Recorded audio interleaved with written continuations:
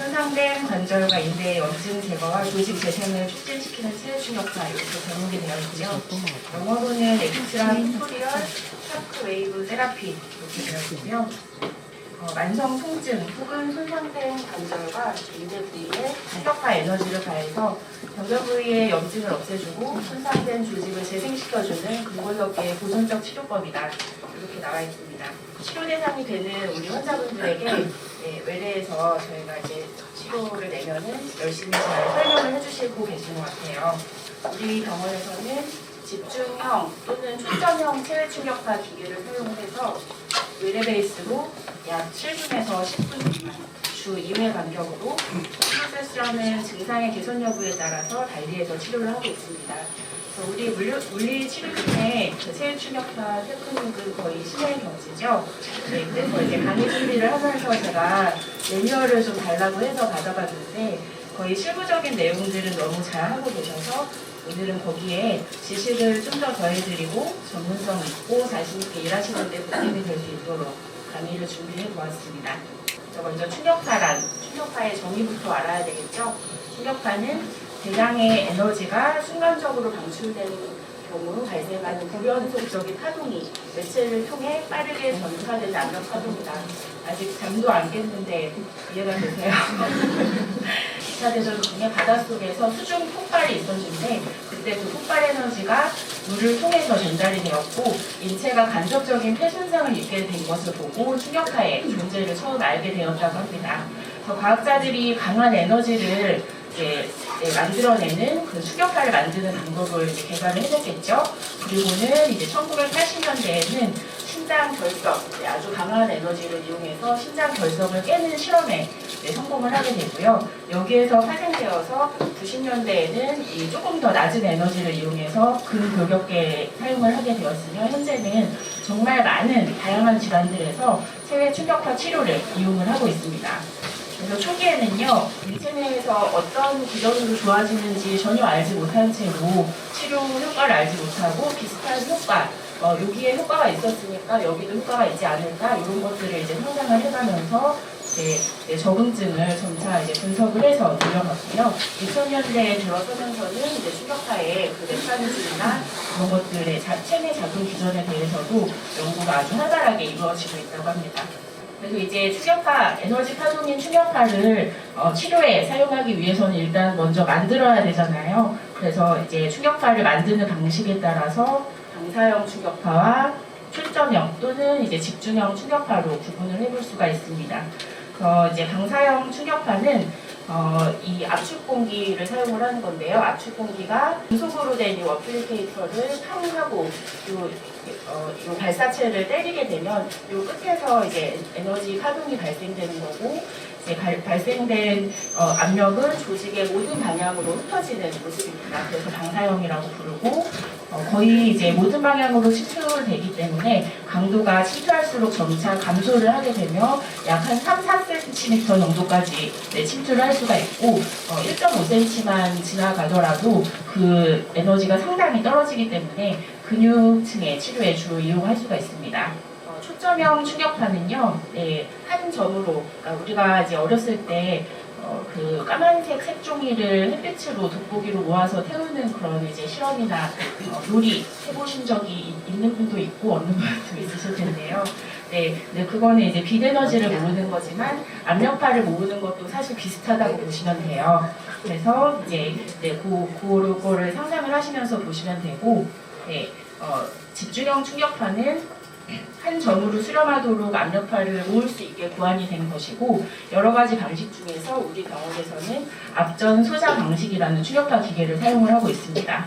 그래서 이제 오목한 표면에 여기 이제 작은 것들이 앞전 소자들인데 이 앞전 소자들의 아주 강한 전압이 걸리게 되면 그 결정이 앞전 소자 결정이 이제 수축이 되었다가 팍 팽창을 하면서 그 펄스 압력파 펄스가 만들어지게 되고 이제 앞전 소자들이 굉장히 정밀하게 배열이 되어 있기 때문에 이것들이 만들어낸 압력파를 한 점으로 모을 수 있게 그렇게 이제 고안이 되어 있다고 합니다.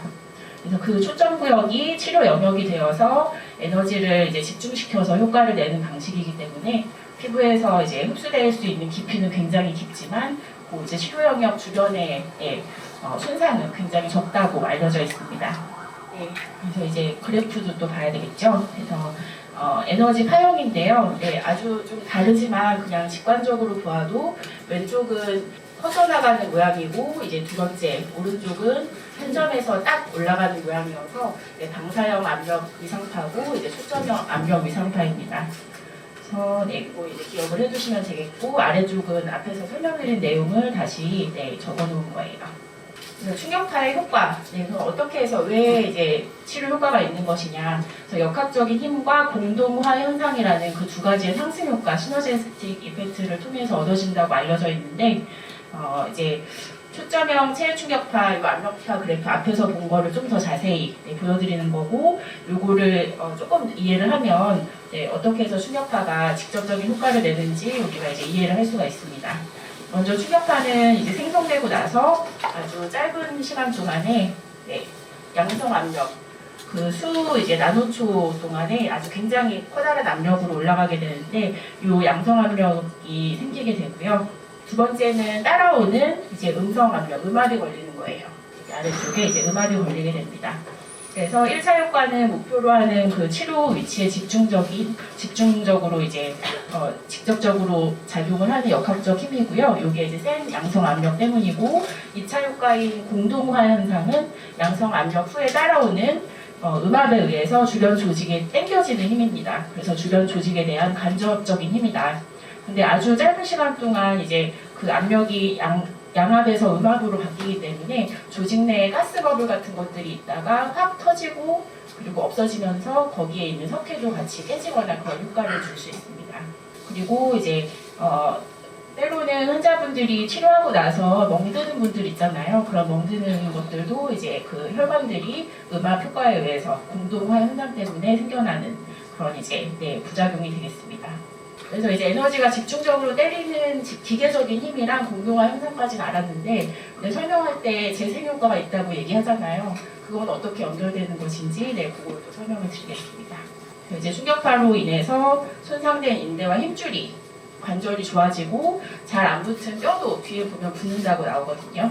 그리고 이제 그런 이제 재생되는 것들이 어떻게 그 물리적인 힘이 전달되어 효과가 나타나는지 그것과 관련된 조직 재생과 관련된 효과 이론으로 가장 중요한 것이 바로 이제 메카노 트랜스덕션이라고 하고요. 물리적인 힘이 먼저 세포를 자극시키고 세포 핵 안에는 여러 가지 유전자들이 있는데요. 그 유전자들로부터 재생과 관련이 있는 효소 단백질들을 만들어냅니다. 그럼 그 효소 단백질들은 자기들이 이제 코딩되어 있었던 대로 세포 내에서 작용을 하게 되고 그 결과 염증이 이제 결과적으로는 감소되고 조직과 신경과 혈관이 새로 생겨나게 되면서 결과적으로는 조직 재생의 효과를 얻게 됩니다. 제일 마지막에 과장의 진통이론은 이제 간략하게는 그 충격파를 맞을 때 굉장히 이제 아픈 효과가 있기 때문에 신경 축삭이 이제 과흥분이 되면 그 주변에 원래 아팠었던 자리가 좀 덜 아파지는 효과, 주사 맞을 곳을 세게 때리면 덜 아픈 거하고 약간 비슷하다고 보시면 됩니다. 그래서 그 메카노 트랜스덕션을 알고 치료하는 물리치료사는 우리 병원밖에 없기를 바라잖아요. 조금 더 그림을 보여드리면은 충격파가 이제 세포에 먼저 도착을 하게 되죠. 그러면 세포 주변에 있는 세포의 기질, 엑스트라 셀룰라 매트릭스라고 하는데 거기에는 이제 에너지 레벨이 변화가 생겨납니다. 강하게 때렸다가 또 옆으로 당겨지고 하기 때문에 그런 이제 에너지 레벨의 변화를 세포 외부에 환경 변화를 감지하는 그 세포막의 그 수용체 리셉터들이 있어요. 그래서 리셉터들이 그 수용기가 인식을 하게 되면 세포 안에서는 재생과 관련된 많은 유전자들이 발현을 하게 되고요. 이를 통해서 이제 세포 내에서 신호 전달 체계가 활동이 달라지게 되고 이제 그 신호가 다른 세포들한테도 다 신호를 주는 거예요. 그래서 다른 세포들 안에서도 세포 반응이 퍼져나가는 순차적인 작용들이 일어나게 되고 결과적으로는 주변에 있는 모든 조직 세포들이 같이 재생되는 효과를 나타나게 됩니다. 그래서 그런 효과가 있는데 도대체 어떤 질환들에 적용을 할 수 있을 것이냐. 그래서 국제 충격파 치료학회에서는 수년마다 체외 충격파 치료의 적응증들을 논의하고 발표하고 그러고 있는데요. 2008년도에 처음으로 그 적응증들이 발표가 되었습니다. 그래서 좌측에 있는 두 개 열에는 승인되는 표준 적응증이랑 오른쪽에는 승인된 여기 표준 적응증이고 요거 이제 경험적 적응증 나와 있고요. 그다음에 요거 이제 전문가에 의해서 시행되는 예외적인 적응증, 오른쪽은 실험적인 적응증들입니다. 그리고 2021년에 발표된 적응증인데요. 이제 근거가 쌓이면서 2008년도에는 전문가 적응증에 속하던 질환들이 승인된 적응증으로 이제 옮겨오기도 하고요. 새로운 질환들의 적용을 해보기도 하는 등 치료할 수 있는 범위가 매우 확장된 것을 보실 수 있습니다. 그래서 눈에 안 들어오기 때문에 이를 토대로 2023년도 대한충격파 재생의학회라는 국내 학회가 있더라고요. 여기에서 이제 체외 충격파 적응증을 이제 발표를 했는데요. 보시면은 이제 21년도에 앞에 그 국제 충격파 치료학회 ISMST의 적응증이랑 거의 같다고 보시면 되겠습니다. 그래서 1년에 있는 승인된 표준 적응증에는 우리가 흔히 많이 치료하고 있는 만성 건병증들 그리고 이제 뼈가 덜 붙었을 때 이런 골병증에도 효과가 있다고 하는데 우리 병원에서는 일부만 치료에 적용을 하고 있습니다. 그리고 피부과 성형외과적 영역에서도 이제 뻔을 입은 화상 환자분들에게도 효과가 있다는 것들이 이제 승인되어 있는 적응증에 속하고요. 2열은 경험적인 적응증으로 이것들을 제외한 에비던스는 약간 아직은 덜 쌓였지만 그래도 경험적으로 효과가 있다고 알려진 기타 건병증, 뼈병증, 근육질환, 신경병 중에서는 경직과 터널증후군 이런 것들이 속해 있습니다. 3열은 전문가적 적응증, 말씀드린 대로 근거는 아직 많이 부족하지만 전문가의 권고에 따라서 예외적으로 시행할 수 있는 경우들이고요.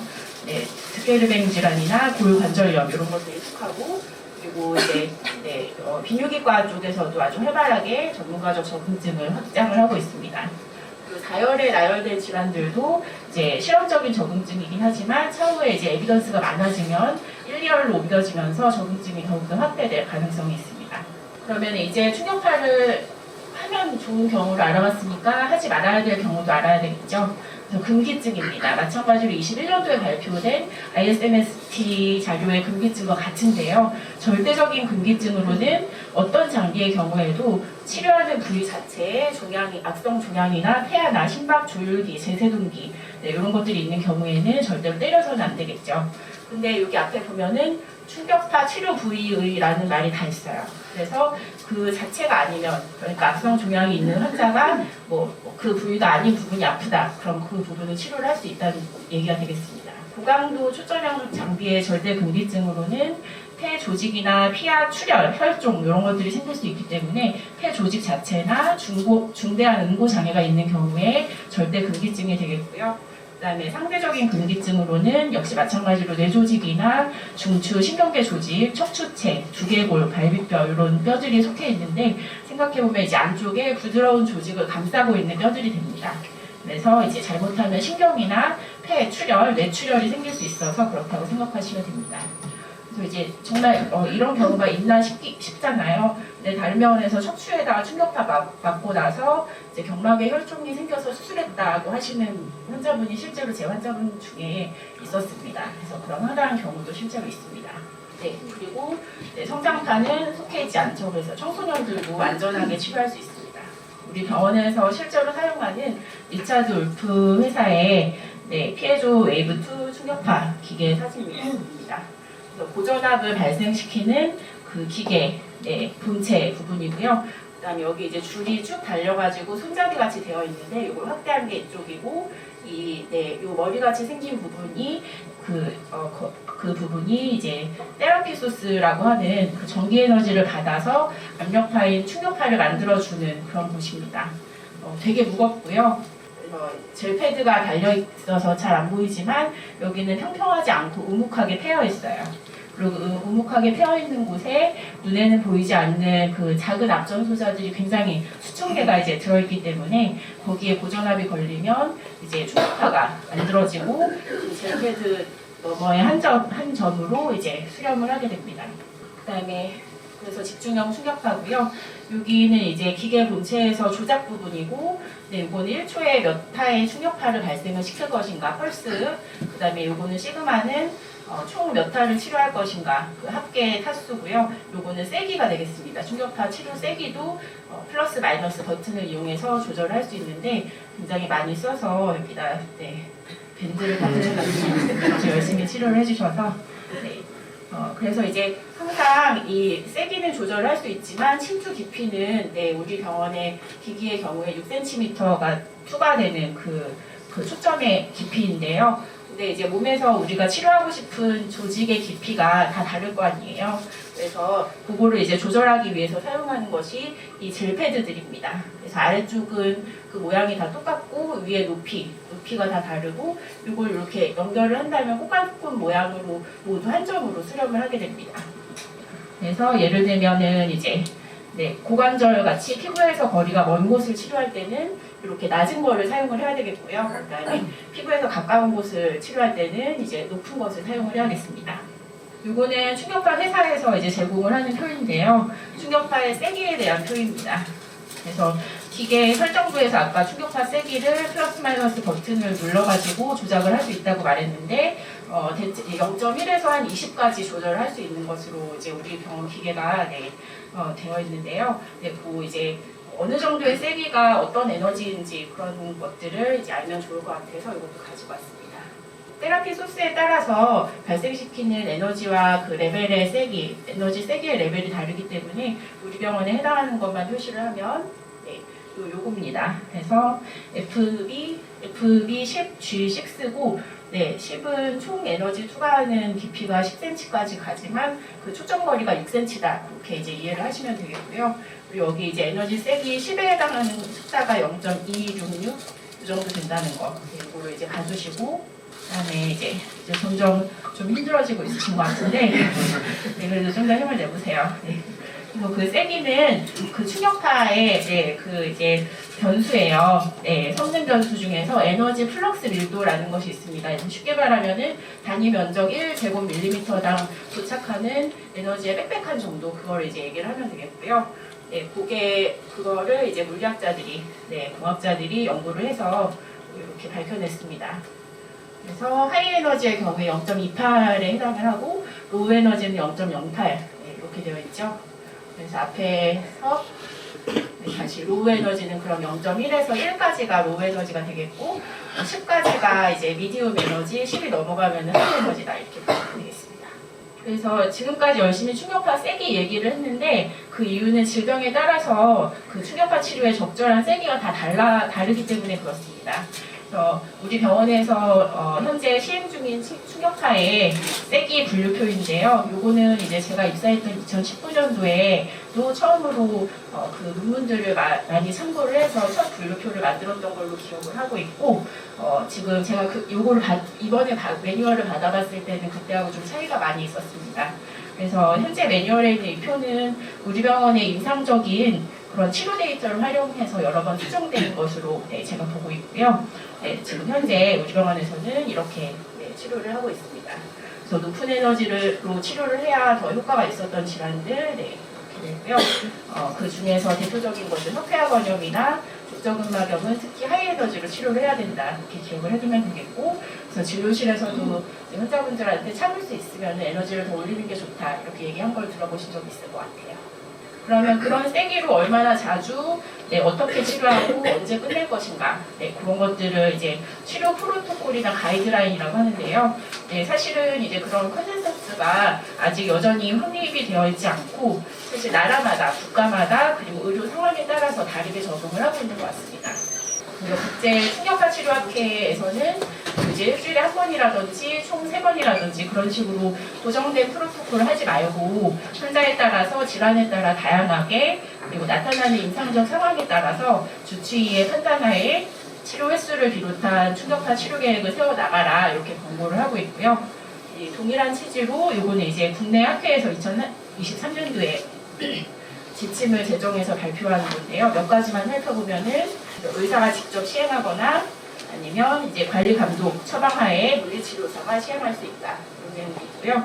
그 아래쪽은 적절한 치료 횟수는 이제 일률적으로 조절할 수는 없고 환자의 경과를 직접 관찰하는 의사에 의해서 결정해야 된다. 그런 내용이 있고요. 그다음에 치료 후에 증상이 개선되는지 평가하기 위해서 봐야 되는 것들 여기 박스 안에 있고, 그 다음에 이제 치료를 종료할 수 있는 경우 나와 있고, 그럼에도 불구하고 지속할 수 있는 경우도 명시가 되어 있습니다. 이 앞에서 말씀드린 가이드라인을 토대로 제가 FAQ를 몇 가지 만들어봤는데, 네, 그래서 환자분들이 제일 많이 물어보는 것이 얼마나 자주 몇 번이나 해야 돼요? 그래서 정해진 프로토콜이 사실 있는 것은 아니라 다양한 치료 계획을 세워서 환자분이 나아지는지 중간중간 체크하면서 하게 된다. 의사가 결정할 수 있다. 중간에 초음파를 이제 보면서 하게 되는데 증상 개선 평가를 위해서 필요한 것입니다. 환자의 주관적인 보고로 기능적인 개선과 통증 점수의 감소 그것도 중요하고요. 그다음에 이제 시진, 촉진, 압통이 있는지, 그리고 이제 ROM 그 관절 범위가 좋아지는지 그런 것들, 그리고 이제 엑스레이나 초음파상 또는 이제 때로는 MRI도 볼 수 있겠죠. 그래서 영상 검사에서 호전이 있는지, 또 환자가 참을 수 있는 에너지 세기가 올라가는지 그런 것들이 중요한 평가 요소가 됩니다. 그다음에 부작용은요, 통증이나 일시적으로 붓는 거, 빨개지는 거, 출혈, 그리고 편두통, 어지러움이 있을 수 있다고 보고가 되고 있고요. 임신 중이나 소아청소년 환자도 마찬가지로 이제 그 태아가 아니면 안전하게 치료할 수 있습니다. 그래서 부작용은 앞에서 말씀드린 이런 것들이고, 이제 세 번째 월에 편두통이나 어지러움, 실신이 발생할 수 있는 경우가 아주 간혹 있기 때문에 침상에 바르게 누워서 이제 안전하게 치료를 잘 해주시면 되겠고요. 그래서 적합한 장비로 치료 프로토콜을 준수하여 권고 수준의 에너지를 사용을 한다면 아주 심각한 부작용은 드물다. 정말 마지막인데요. 네, 전에 제가 강의했었던 프롤로 치료도 사실 환자분들이 관절에 치료를 많이 하고 오시고, 우리 병원에 이제 프롤로를 하고 싶다고 오시는 분들도 있어요. 관절 프롤로를. 네, 우리는 충격파를 하고 있죠. 그래서 어떤 게 더 낫냐고 네, 물어보시는 경우가 있었던 것 같고, 사실은 이제 프롤로하고 충격파는 치료하는 방법 자체도 다르지만 적응증에도 사실은 명확한 차이가 있습니다. 그래서 프롤로는 척추를 비롯한 각종 만성 근골격계 질환이 적응증이라면, 충격파는 만성 건병증 이외에도 일부의 급성 질환에도 효과가 있고, 또 그것보다 굉장히 많은 적응증이 있고요. 근데 만약에 적응증이 같은 동일한 관절 질환만을 놓고 비교해 보았을 때는 이제 여러 문헌을 많이 이제 비교를 해보면 그 두 치료는 효과 면에서는 크게 차이는 없다라고 보고되어 있습니다. 하지만 이제 충격파는 바늘로 찔러가면서 하는 프롤로 치료보다는 이제 비침습적이고, 따라서 이제 감염 위험이 적고요. 기타 부작용도 거의 없기 때문에 그래서 이제 우리 병원에서는 충격파 치료를 관절과 인대, 힘줄 부위 치료로 선택한 거라고 이해를 하고 치료해 주시면 되겠습니다.